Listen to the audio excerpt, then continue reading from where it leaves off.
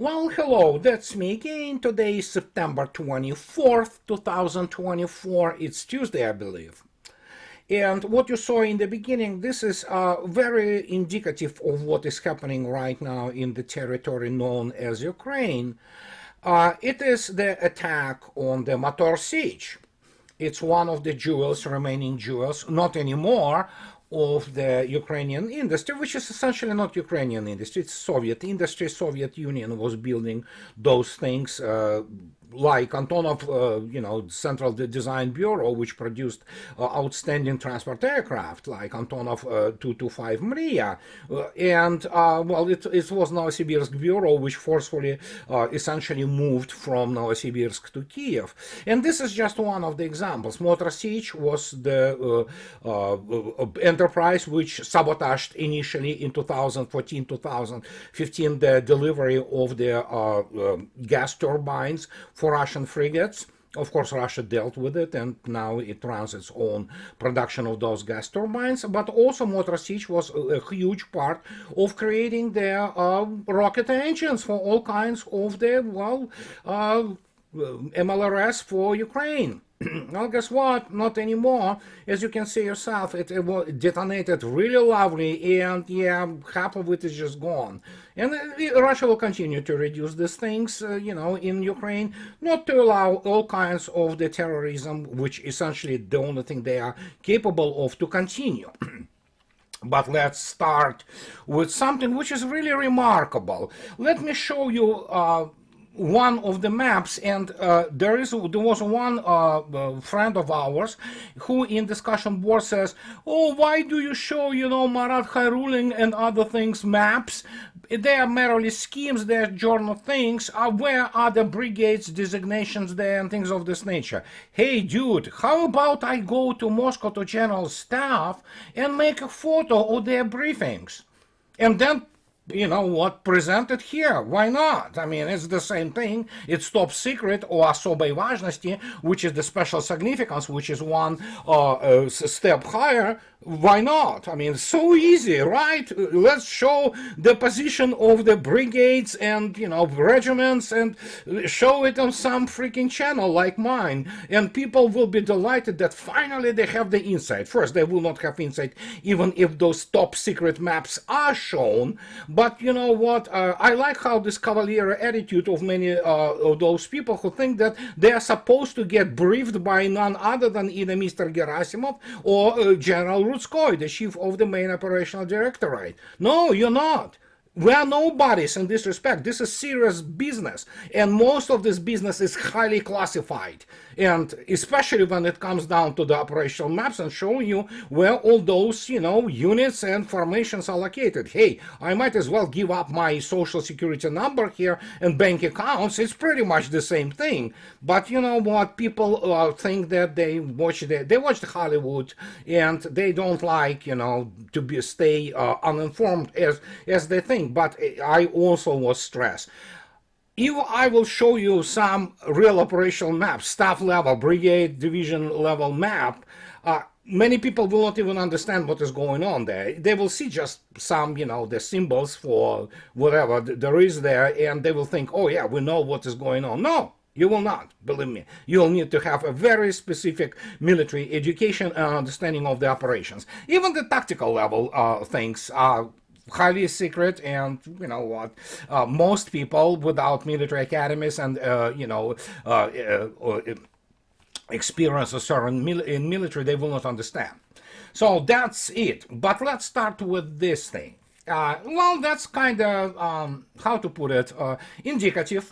So we have this, guys. It's Telegraph UA, guys. This is Ukrainian resource. And here we have that yesterday, that some dude, which is the military specialist, very popular in Ukraine, he comes out and says that Ukraine may lose 3 more important settlements. Military expert made an alarming warning. And he's talking about that the situation at the front remains very tense. Russian troops continue to put pressure on Ukrainian positions. And here we have this guy. So he is military expert coordinator of the information resistance group. Konstantin Mashevets spoke about the possible development of event in Donbass. Unfortunately, the scenario is not yet in favor of Ukraine. The reason I highlighted is not yet is because it's not happening not yet or in the past, in the present, or in the future. Even alternative universe is not happening. But yes, that's what they feed their, public. They brainwash them, kill them, now in hundreds of thousands. And so he says that I would recommend our civil society, Ukraine has civil society, really, this is the first time I hear it, but okay, to be morally and psychologically ready for such a development of events. Mashevets said. At the same time, he added that he really hopes to be wrong on his forecast. No, he's not wrong. So let's start with this scheme of the things which many people do not understand. And but hey, this will do for now. And as you can take a look, and you can see yourself there scale, which is 1 kilometer. Russians yesterday, well, yeah, Ugledar is about to fall. They will be mopping this up, and this will even the line or front line, as I already spoke so many times on this issue. And if that hasn't been enough, we have my friends returned from that area of Pokrovsk. And that's what the guy is talking about, this Ukrainian expert. Pokrovsk is about to fall very soon. It's empty now. And you have Seridova, where it's hunting. It's a hunt season. It's safari. Russians basically catching up the sporadic, spot defenses there. And you can take a look at this. It's all over the internet. You will see yourself what is going on there. And they are surrendering in industrial quantities there. And then, yeah, yesterday there was a breakthrough into the Kurakhova area. And the Nevelsk cauldron is, as Mr. Aptialudinov said it, is boiling just fine. So yeah, you have as already stated, it's collapse of the front. This is what is happening in the real time. And as we have now this issue of the today's losses, 24th of September, as it's consistently above 2,000, and as you can see yourself together, we're looking at 3,500 plus 5, so 105 pieces of equipment just wiped out. And if that hasn't been enough, obviously, Mr. We have, this lovely photos from the Pokrovsk area. As you can see yourself, you see this wanted Abrams tanks. They still love to have the dynamic defense and, this mangal, what is called the grill. So, because, yeah, it's, they haven't been designed to fight the real enemy, So, here, there you go. These are the photos which prove to you that yet another one is done. And, that's all those leopards and things like that. Mr. Ryobke should, just retire from his, self-proclaimed position as the military expert and go and write for tabloids about lingerie, horse, bribes and things of this nature. So, and then we have I don't even know, so people... I really, honestly, I have no freaking words for that, because look at this. Mr. Zelensky, as we know, he brought, peace plan, victory plan. Well, the victory plan is nothing more than begging for more weapons, which United States and NATO cannot produce. They don't have enough themselves. So, but look at this. So today, Bloomberg tells us that Ukraine allies play down hopes for Zelensky victory plan breakthrough. There is no victory plan, there is no breakthrough. Russian openly says that we do not really respond to the, ideas of the nut job, which he is, Zelensky. So at least one of the allies suggested renewed outreach to Putin. Well, it's not just only one ally of NATO, but many of them are trying to kind of play and dance discussions around this whole situation, which is, with a catastrophic defeat of NATO. It's not Ukraine. Ukraine doesn't exist, as I already stated, as their valid and viable state. It is primarily financed by the NATO. It's financed by the United States and its lapdogs. And as the result, the moment Zelensky is removed, the moment they stop hostilities, that's over, But for now, they think that they have some plan, which they don't, because you continue to have all kinds of the butthurt, really. If that hasn't been enough, look at this. Here's Mr. Pavel.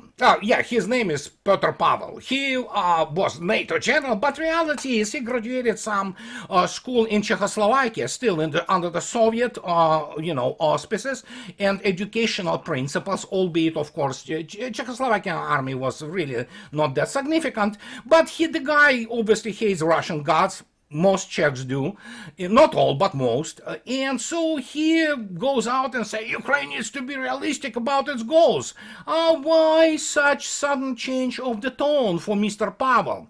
So President Pavel, a former NATO general, well, that means it disqualifies him from running any serious warfare or war, who has been vocal in his support of Ukraine, said Kyiv needed to accept some territory could remain under Russian control, at least temporarily.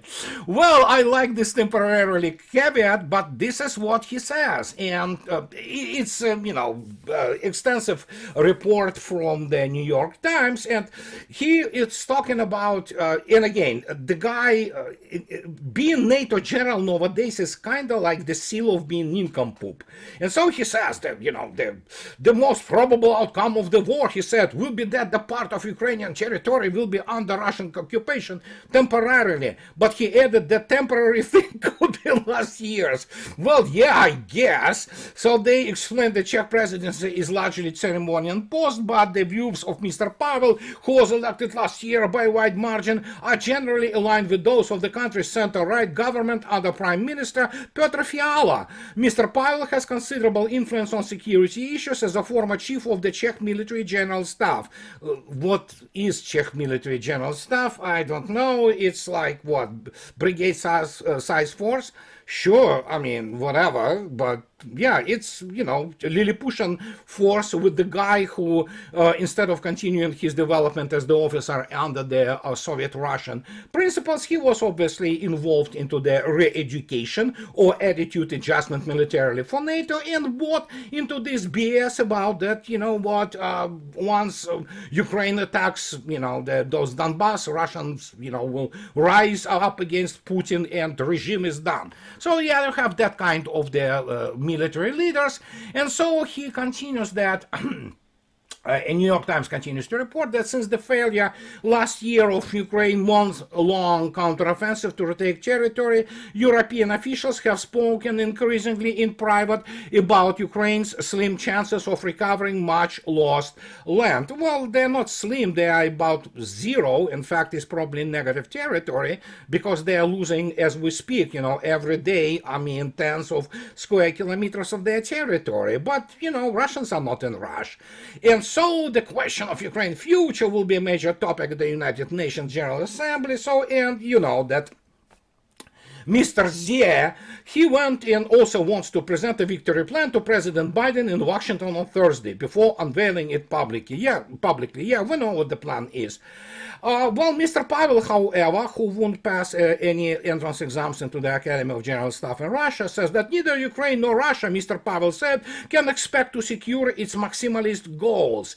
I have an issue with, I know that the maximalist goals of Russia are known only to the members of the Security Council.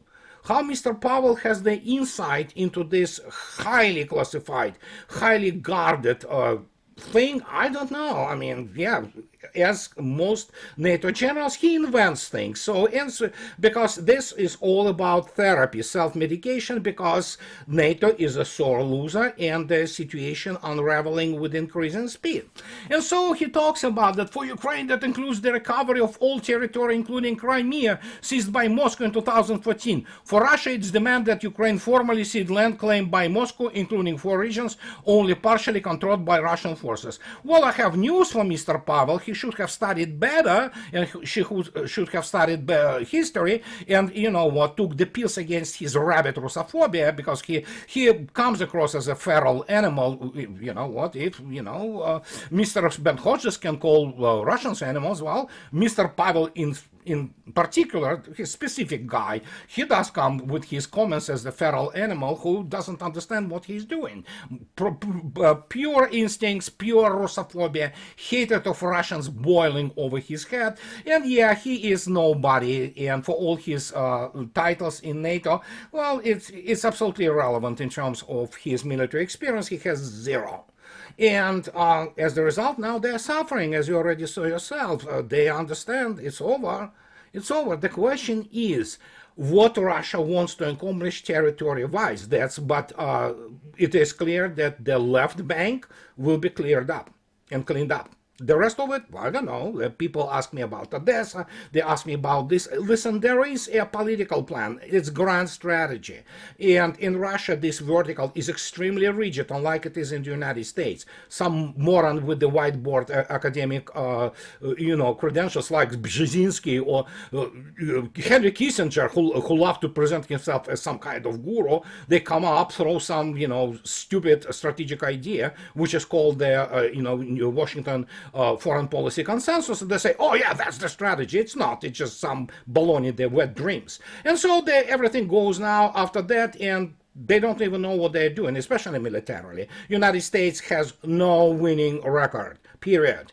And so for them to understand that what grand strategy is of the state, with a clear national idea, with a clear set of policies developed on the political level down to military one, it is very difficult to understand. They cannot grasp it. And what can I say? It cannot be helped. We have, as I already stated, the generation which is of the so-called politicians. There are no statesmen. Not a single Western country has statesmen in charge of it. There's none. I mean, neither Macron, nor Scholz, nor I don't know who runs now the Biden thing. I don't know.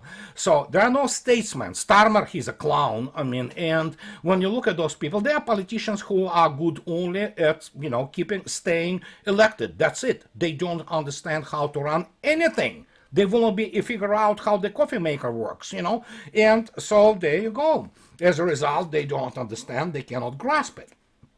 And so what's left for them? What's left for them is a dancing political PR, this kabuki theater.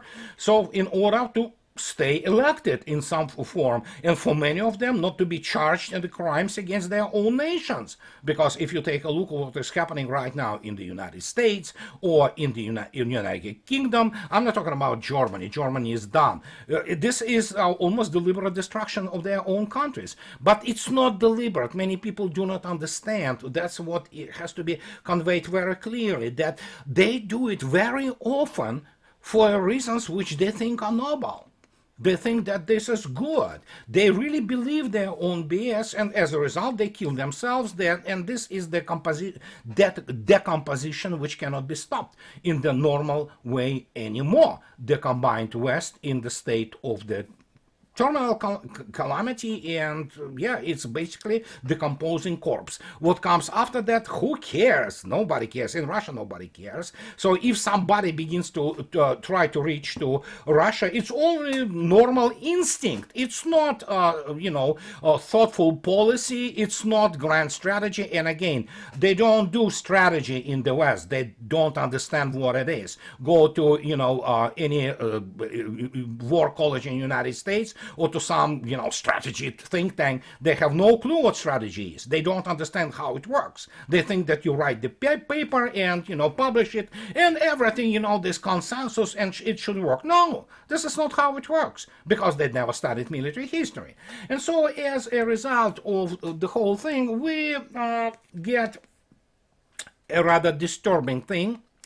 And this is what has to be considered very seriously, why we have to keep a focus on what is going on right now in Ukraine, because how to put it politely, Mr. Duda, the former president of Poland, he already talks about the, the Ukrainians serving in Nazi battalions and, killing many Poles. Well, it's Poland's problem. You have to understand, Poles wanted it. They elected it, so they have to, bear their burden of responsibilities. But here it is. When they are absolutely impotent, Poland is impotent militarily, it still can start World War III, or sort of, but militarily it's a joke. But here we have, here's the news from the Polish channel TVP World, and, well, it's yesterday.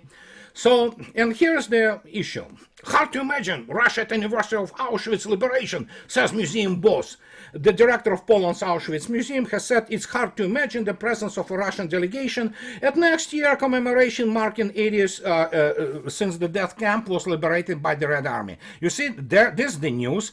It wasn't Obama uncle who was liberating the Auschwitz. This was a Red Army. So here you talk about that. Yeah, launched the full-scale invasion of Ukraine in 2022. Russia. Well, it wasn't full scale. Evidently, the guy in the charge of this museum doesn't understand what full scale is. But Piotr Sivinsky, director of the Auschwitz Museum, said it's hard to imagine the presence of Russia, which clearly does not understand the value of freedom. Okay, that's fine. So, and as you can see yourself, so he added such a presence would be cynical. I would like it to be possible again someday, but let's be serious. It certainly won't be in the next 4 months.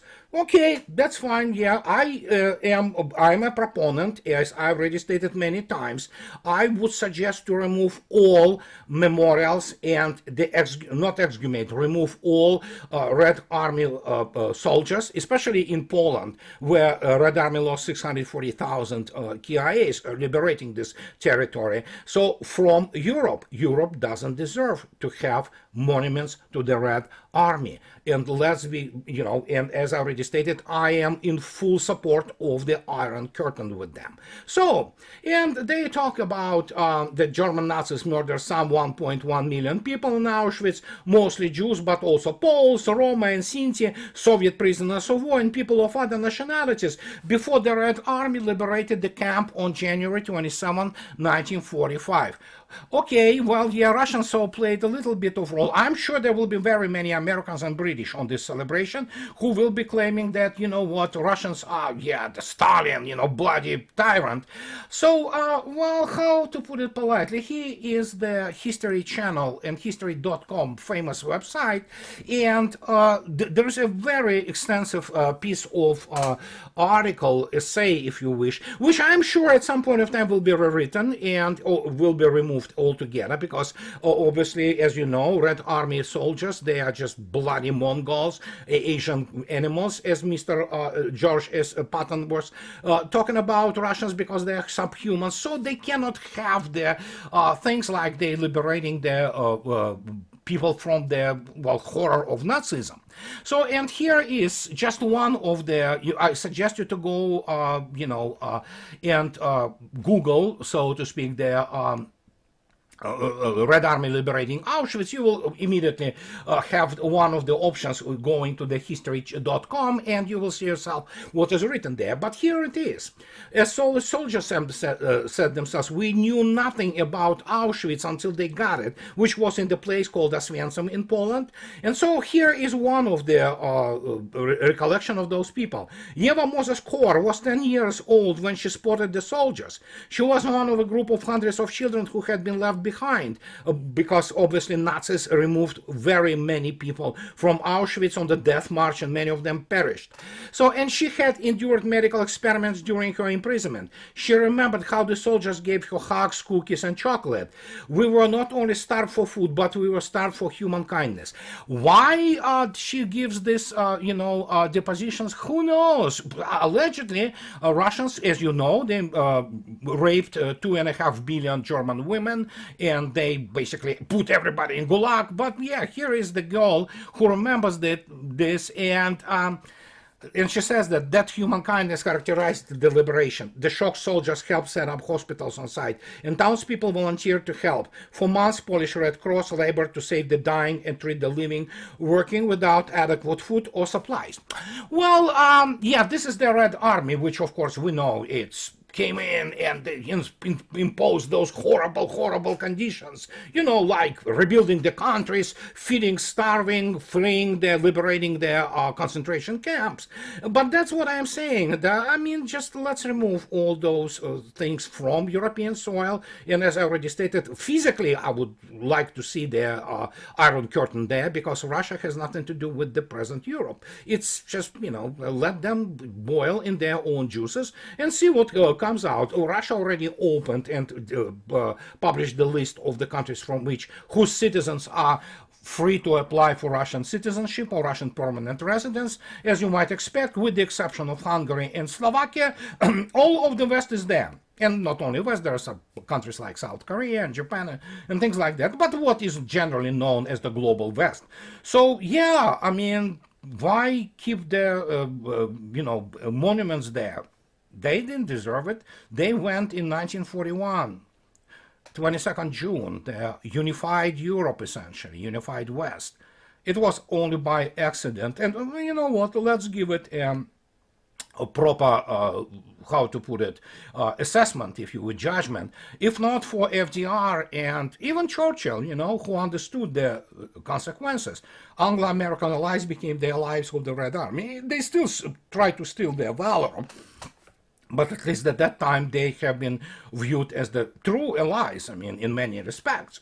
So, and what Poland has to do with anything, what can I say? Here is the one of the 30th of August, it's RIA News. They talk about Kursk, and people whom I met, it's Miroshnik, his ambassador for the human rights, and he spoke to people from Kursk. I received confirmed data mentioned the appearance of people speaking English with a Georgian accent, Polish formations on the territory of the Kursk region. This was said by people who living their territory encountered these militants at some crossroads, checkpoints, or near their homes. And he stressed that the Russian side has every reason to claim that foreign fighters in various capacities are taking part in the sortie of the Ukrainian regime, and the representatives of themselves of Ukrainian armed forces, this is machine translation, who were either captured or with whom local residents communicated, indicate that the people from among the armed forces of Ukraine who have something human left say, "Go away, the Poles are following us, they will not spare you, these are the worst I convey verbatim," the ambassador concluded. So yeah, I mean, I don't think so. Poles have basically left the mark on raping, killing, and shooting. I mean, just executing the civilians and torturing POWs, Russian POWs. So that's what they are now. So, and Mr. Duda can complain whatever he wants about Nazi Ukrainians who slaughtered 140,000 people in Volhynia of Poles. He will do as he told. And Poland will, you know, get in the position of the coitus and will take it. Because there's no principle, they have not jobs in their government, and they have I mean, huge Russophobia all over the place. Not all Poles are Russophobic, make no mistake. I am, again, stressing this. But, I mean, most of the government, most of the political elite, they are not jobs. They think, for all my love for Polish culture, there's many things I love about Poland.